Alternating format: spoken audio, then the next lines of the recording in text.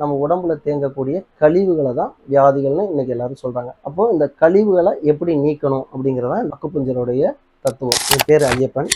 நான் அக்குபஞ்சரில் தொடு சிகிச்சை முடிச்சிருக்கேன், கம்பம் அகாடமி. இப்போ இந்த வைத்தியத்தை கடந்த 9 வருடமாக நாங்கள் பார்த்துக்கிட்டு இருக்கோம். இந்த தொடு சிகிச்சை அப்படிங்கிறது என்ன அப்படின்னா, இயற்கை முழுக்க முழுக்க வாழ்வியலை சார்ந்தது. இந்த தொடு சிகிச்சை மருத்துவம் எப்படி அப்படின்னா, நாடி பரிசோதனை மூலியமாக நம்ம உடம்புல உள்ள பஞ்சபூதங்களை அறிந்து இந்த உடம்புல என்னென்ன வியாதிகள் எப்படி வருது அப்படிங்கிறத ஒரு குறிப்பாக எடுத்து பண்றோம். வியாதிகள் அப்படிங்கிறது எங்கேருந்து உருவாகுது அப்படின்னா, நம்ம உடம்புல தேங்கக்கூடிய கழிவுகளை தான் வியாதிகள்னு இன்னைக்கு எல்லாரும் சொல்றாங்க. அப்போ இந்த கழிவுகளை எப்படி நீக்கணும் அப்படிங்கிறதான் அக்குபஞ்சருடைய தத்துவம். மருத்துவத்தோட முறை என்ன அப்படின்னு பார்த்தீங்கன்னா, முழுக்க முழுக்க உணவு எப்படி எடுத்துக்கணும், எப்போ எடுத்துக்கணும் அப்படிங்கிறத நம்ம கவனிக்கணும்.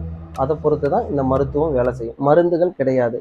உடலே மருத்துவர், உணவே மருந்து. நம்ம என்னென்ன எப்படி சாப்பிடணுங்கிற வாழ்வியலை நீங்கள் கற்றுக்கிட்டீங்கன்னா, மருந்து மாத்திரை இல்லாமல் இந்த மருத்துவத்தை கொண்டு போய் நம்ம சேர்க்கலாம். இது இன்னென்ன வியாதி அப்படின்லாம் கிடையாது. நம்ம உடம்புல கழிவுகள் தேங்கியிருக்கு, அதனால நம்ம உடம்புல ஒரு குறைபாடு ஏற்படும். அந்த குறைபாடை எப்படி சரி செய்யறதுங்கிறது தான் மருத்துவம். அப்போ அந்த குறைபாடை எப்படி சரி செய்யலாம் அப்படின்னா, நம்மளை கவனிக்க ஆரம்பிக்கணும். பசிச்சு நேரத்துக்கு சாப்பிடணும் அப்படின்னு சொல்லுவாங்க. அப்போ நேரத்துக்கு எப்படி சாப்பிட்றது அப்படின்னு எல்லாரும் ஒரு கேள்வி கேட்பாங்க. 8 மணியா, 12 மணியா, நைட்டா அப்படின்னு கேட்பாங்க. அப்படியெல்லாம் இல்லை. உங்களுக்கு எப்போ பசிக்குதோ அதுதான் நேரம். அப்போ உங்களுக்கு எப்பெல்லாம் பசிக்குதோ நீங்கள் என்ன வேணாலும் சாப்பிடலாம், எது வேணாலும் சாப்பிடலாம். பசி இல்லைன்னா சாப்பிடக்கூடாது. உங்கள் உடம்புக்கு ஓய்வுன்னு ஒன்று இருக்குது. எப்போ தூக்கம், எப்போ உட்காரணும், எப்போ நிற்கணும் அப்படின்னு உடம்பு என்ன சொல்லுதோ அதை கவனித்து நம்ம இருந்தோம்னா மருந்தெல்லாம் மருத்துவத்தை எல்லாருக்கும் கொண்டு போய் சேர்க்கலாம்.